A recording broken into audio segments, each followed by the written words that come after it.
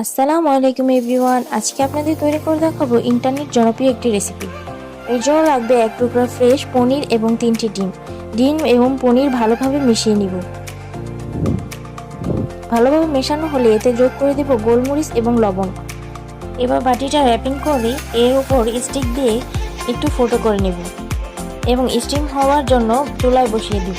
20 minute এটা ভাপিয়ে নিব। পেঁয়াজগুলো কুচি করে কেটে নেব। পেঁয়াজগুলো কাটা হলে একটি ফ্রাই প্যান বসিয়ে মাংস কিমাগুলো ভেজে নেব। হালকা ভাজা হলে এর মধ্যে দিয়ে দিব রসুন কুচি, চিলি ফ্লেক্স, টমেটো সস। একটু ভেজে এর মধ্যে দিব soya sauce, black soya sauce. একটু ভেজে এর মধ্যে অ্যাড করব কর্নফ্লাওয়ার। অন্যদিকে ভাপানো তোফু রেডি।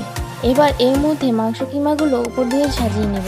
এই রান্নাটা যদি আপনার ভালো লেগে থাকে তাহলে এটা রান্না করে দেখতে পারেন। এটি খেতে খুবই মজাদার এবং সুস্বাদু।